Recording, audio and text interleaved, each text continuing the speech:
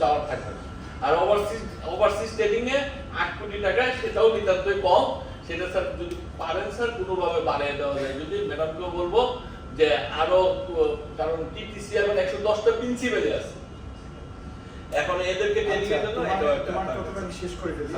এটা হচ্ছে যে ইকুইপমেন্টের বিষয়টা ওনাদের নলেজে থাকলে এটা রিভিশনের সময় ওনারা চিন্তা করবেন। তবে আমি যেটা স্যারকে বলবো, স্যারটা আমাদেরই প্রতিনিধি।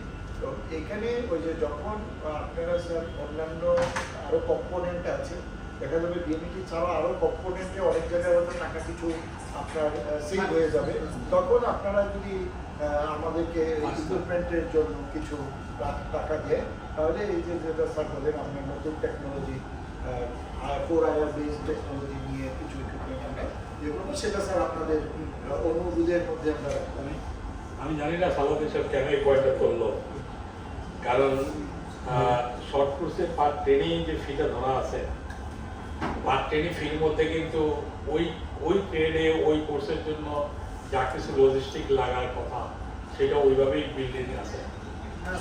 শরীফুল সাহেব রাখেন না বললে হবে না। ওখানে এখন যে প্রবলেমটা যেটা হয়েছে সেটা হচ্ছে যে আমাদের শর্ট কোর্সের যে ডিটেইলিং করার সময়, কস্ট ডিটেইলিং করার সময় মিনিস্ট্রি একটা হস্তক্ষেপ করেছে, টিএমইডি তারা কিছু বাজেট কমাই দিয়েছে। ওই বাজেটটা আমরা রিস্টোর করার চেষ্টা করছি। যদি ওই বাজেটটা রিস্টোর করতে পারি, তাহলে হয়তো ওই বাজেটে যে বাড়তি টাকাটা, ওই বাড়তি টাকাটা আপনারা ইকুইপমেন্টে খরচ করতে পারবেন। সরাসরি ইকুইপমেন্টে কোনো টাকা দেওয়ার সুযোগ নাই প্রজেক্টে। এবং যেহেতু রিভিশনের করে প্রজেক্ট কবে শেষ হবে এটা আমরা আগেও বলেছি, কাজে আমরা এখন টিএমডি সচিবের সাথে ইতিমধ্যে কথা বলেছি। যদি ওই যেমন আমাদের পার ট্রেনিং ফি করা আছে মনে করেন 35,000 টাকা, আর ছিল 7 লাখ টাকা, কিন্তু আমি যখন ডিটেল বাজেটিং পাইছি তখন দেখা গেল 7 লাখ টাকা নিচে 6 লাখ, ওইখানে 54,000 টাকা মানে 46,000 টাকা কাটা দিয়ে কাটে দিচ্ছে। প্রতি বেসে যদি 46,000 টাকা বাড়তি আসতো, তাহলে 10টা বেচ চালাইলে আমার 4,60,000 টাকা হইতো। এই 4,60,000 টাকা আমার কিছু ইকুইপমেন্টে সাপোর্ট আসতো। এই জায়গাটা আমরা রিস্টোর করার চেষ্টা করছি, দেখা যাক কি করা যায়। কিন্তু আলাদা করে নতুন কোম্পানি অ্যাড করে আসলে কিছু করা সম্ভব না।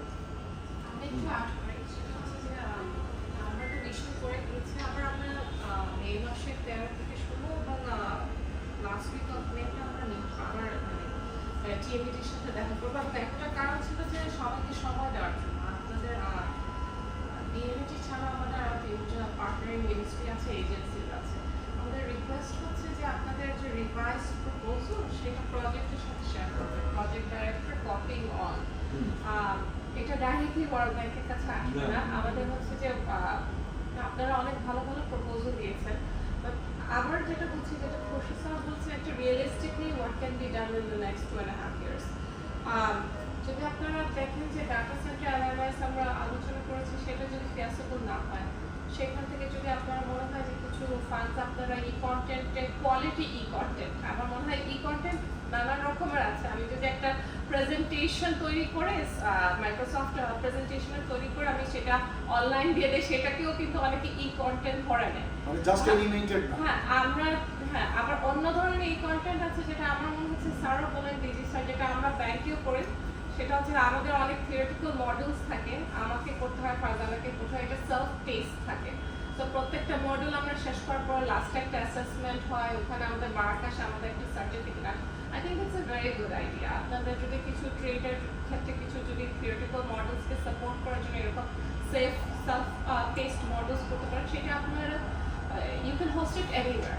বিএমএটির ওয়েবসাইটেও করতে পারেন, যে কোনো ওয়েবসাইটেও হোস্ট করা যায়, so it's not an issue. But সেক্ষেত্রে কন্টেন্ট যেটাই করেন কোয়ালিটি, এবং আমার মনে হয় একটু মার্কেট অ্যানালাইসিস স্যার তো দায়িত্ব দিয়েছেন, একটু দেখে যে কী কী দরকার। ইট tax a lot of different type of technical expertise, plus আপনাদের নিজস্ব টিচার্সদেরও ইনভলভমেন্ট প্রয়োজন হয়। কারণ দেখা যাচ্ছে যে কন্টেন্ট ডেভেলপমেন্টের সময় ভিডিও এইভির একজন থাকে, অডিও ভিডিও একজন থাকতে পারে এক্সপার্ট, একজন থাকতে পারে আপনার লিঙ্কেজেস প্ল্যাটফর্ম, সেই টেকনিক্যাল পার্ট করতে পারে। কিন্তু থিওরিটিক্যাল বা এক্সপার্টিস বা টেকনিক্যালি কি কন্টেন্ট যাবে, সেটা কিন্তু আলটিমেটলি আপনাদের টিচার্সদেরই করতে হবে। সো ওয়ার্কিং উইথ দ্যাম, সেই অনুযায়ী একটা মার্কেট অ্যানালাইসিস করে second step, if you want to do this, সেটা হচ্ছে যে একটা টার্মস অফ রেফারেন্স সবকিছু প্রজেক্ট আপনাদের থেকে ডিমান্ডটা প্রজেক্টের কাছে আসবে, টার্মস অফ রেফারেন্স আসবে, দেন ওইটা প্রসেস হবে, ওয়ার্ক উইল স্টার্ট। তো সব কিছু চিন্তা করে আমার মনে হয় টাইমলাইন অনুযায়ী কোথায় কি বাজেট দরকার, কোনটা আমার হয়তো বা সম্ভব হবে না, বাট আরেকটা কোনো একটা অ্যাক্টিভিটি আছে which is more যেটা অ্যালাইন আপনাদের এই প্রজেক্ট অবজেক্টিভের সাথে, যেটা আপনাদের ডিমান্ডও আছে, নিডও আছে, সেই বেসিসে হয়তো বা টাকা দেওয়া যায়, সেই অনুযায়ী একটা রিভাইজ প্রপোজাল আমরা মনে হয় এপ্রিলের 30 তারিখ দিয়েছি। তার আগে যদি একটু প্রজেক্টের সাথে বসতে পারেন সো দ্যাট ইটস ফাইনালাইজ মোরলেস আপনাদের দিক থেকে ইউর এগ্রিমেন্ট, তারপর আমরা যখন মে মাসে এটা রিকনভিন করবো, আমরা প্রজেক্ট এবং আপনাদের সাথে থেকে আপনাদের রিপ্রেজেন্টেটিভ ডিজিটাল যদি একজন রিপ্রেজেন্টেটিভ আমরা রিকোয়েস্ট করতে পারি, হয়তো বা মিটিংয়ে আমরা করতে পারি to just finalize this and make sure that আমরা next 2.5 years আমাদের কিছু সময় লস হয়েছে বাট সেটাকে মোস্ট ফ্রুটফুল করা যায়। সো আমাদের রিকোয়েস্ট হচ্ছে এটা। থ্যাংক ইউ, আজকে আপনারা শেয়ার করেছেন অনেকগুলো এবং I think there are some good ideas here that you can pursue as well. সেটা একটু রিফ্লেক্ট করে প্রজেক্টের সাথে শেয়ার করে আই থিঙ্ক প্রজেক্টের সাথে একটা মিটিং দরকার। এই মিটিংগুলো যে কোথা থেকে যদি টাকা ট্রান্সফার করতে হয় বা কোনটা আপনারা ড্রপ করতে চাচ্ছেন, কোনটা অ্যাড করতে চাচ্ছেন, ইস্যুস কি আসতে পারে। আমরা রিভাইজ ডিপিপি ব্যাপারে আমরা খুব কশিয়াস, আমাদের এক্সপিরিয়েন্স ভালো না। খুব ভালো যদি হয় এক্সপিরিয়েন্স সেটা হচ্ছে 12 মাস 12 মাসের মধ্যে অ্যাপ্রুভাল হয়েছে। আর যেহেতু প্রজেক্টের 2.5 ইয়ার্স সব কিছু কনসিডার করে সেটা রিভাইজ করার পর আপনাদের প্রকিউরমেন্ট লাগবে কিনা সেটা আরও 6-8 মাস চলে যাবে, সব চিন্তা করে ওই রকম একটা টাইমলাইন আপনারা রেডি করে প্রপোজালটা একটু শেয়ার করবেন। I have nothing else but thank you for this. Thank you. আসলে স্যাররা এখানে এসে আমাদেরকে খুব চমৎকার কিছু আমরা আইডিয়া শেয়ার করলাম।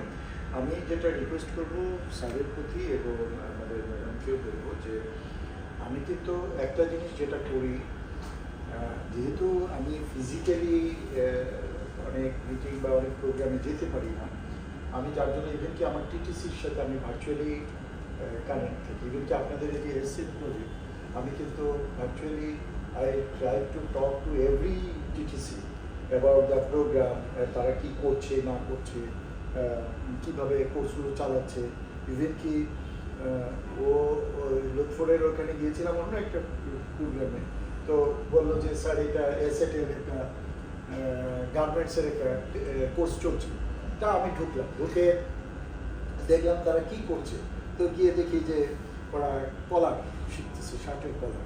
তো আমি ওই পার্টিসিপেন্টদেরকে জিজ্ঞেস করলাম, যদিও আমি তো এক্সপার্ট, আল্লাহ কলারের ভিতরে যে একটা শক্ত জিনিস থাকে, এটা পারপাসটা কী থাকে তোমাদের থেকে সেটা শেখানো হয়েছে।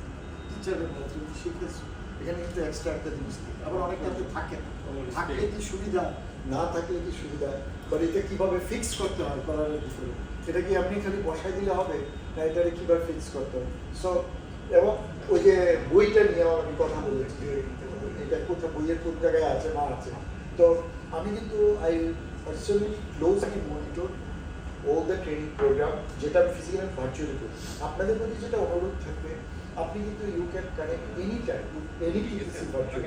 আপনি বললেন যে এই সালাদিনে বলে আমি কিন্তু ওই বিকেটিটিসি চিটাগংয়ের সাথে বিকালে আমার হবো, তাহলে ওই ট্রেনিদেরকে তুমি বললো যে কনফারেন্স রুমে নিয়ে আসতে, বা আপনি বললেন ঠিক আছে, বা আপনি একটা ইনফরমেশন পাইলেন, অনেক সময় আসে না টিটিসিতে, তা আপনি বললেন যে আমি সারপ্রাইজ, যে সকালে বললেন যে আমি কিন্তু আজকে কানেক্ট হবো এবং তোমার ট্রেনিংদেরকেও দেখতে চাই, তারা কিন্তু জুমে কানেক্ট হবে।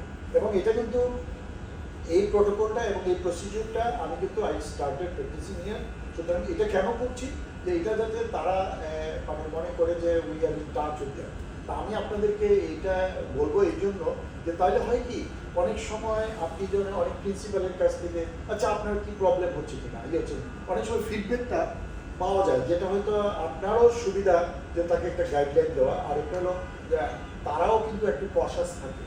সেকেন্ডলি হচ্ছে আমাকেও যদি স্যার আপনি কখনো কনসাল্ট করতে চান যে ডিজি সাহেবকে আমি একটা ফিডব্যাক দিতে চাই, আমি এরকম একটা, বা আপনি বললেন যে এই টিটিসি নিয়ে আমি একটা কমপ্লেন পেয়েছি, কারণ গভর্নেন্স ইস্যু তো আছে, তো সেই ক্ষেত্রে you can connect me any time online. মানে হয়তো ওই যে যেটা বললেন যে ইভেন কি আমরা হাইব্রিড মডেলও করতে পারি, যে আপনারা ওখানে ফিজিক্যালি আসলেন, বললেন আপনাদের ওয়ার্ল্ড ব্যাংকে একটা মিটিং করছেন, আমাকে বললেন যে আপনি যদি কাইন্ডলি একটু ভার্চুয়ালি কানেক্ট থাকেন, তা আপনার সাথে আমরা কিছু পয়েন্ট শেয়ার করতে চাই। আমার মনে হয় কারণ হয় কি এখন যে রাস্তাঘাটের যে যানজটের অবস্থা এইখান থেকে বের হতে গেলে অনেক প্ল্যানিং করতে হয়, এই যে এখান থেকে যেতে গেলে আরেক প্ল্যানিং করতে হয়, হিউজ টাইম লস। তো আমার মনে হয় in future we can have frequent meeting with you sir project office এবং মমতাজও তো ওইদিকে ভার্চুয়ালি কানেক্ট থাকলো, কারণ সবারই কম্পিটিভ মিটিং টিটিং থাকবে। তো আমি স্যার অনেক ধন্যবাদ জানাই যে স্যার আপনি সময় দিয়েছেন। আমি আসলে বলছিলাম আমার সাথে লাঞ্চ করার জন্য, আপনি লাঞ্চের সময় দিলেন না, এটা জানি না কেন। তো আমার কিন্তু আপনি লাঞ্চের কথা বলে যে আমি আপনাকে বাইরের প্রিন্সটা দেখেছিলাম, ওখানে আপনাকে নেক্সট টাইম যে কস্তুরি কিন্তু আমার কাছে আর কি। কস্তুরির খাবার এনে খাওয়া কস্তুরি কি যে চিতল মাছের কোপ্তা, হ্যাঁ চিতল মাছের কোপ্তা খাওয়াবো, ঠিক আছে? এটা মেনুও বলে দিলাম। জি স্যার স্যার ঠিক আছে সালাউদ্দিন, তো তুমি আরেকটা বিষয় স্যার অপূর্ণ তোমার অপূর্ণ একটা আরেকদিন বললো না স্যারকে অলরেডি আমরা হোয়াটসঅ্যাপে কি দিয়েছি যে স্যার বলছি যে পাঁচটা আইএমপি আছে তো আইএমপি আছে এই ডিএমপি নামে একটা বাকি আছে, এটা জন্য অনেকটাই বলা হয়েছে সবচেয়ে তো চিত্র ওইটা তো সিদ্ধান্ত হয়েছে মিশনের সময়, মিশনের সময় সিদ্ধান্ত হয়েছে। আপনাদের সে চিঠি তো যায়নি।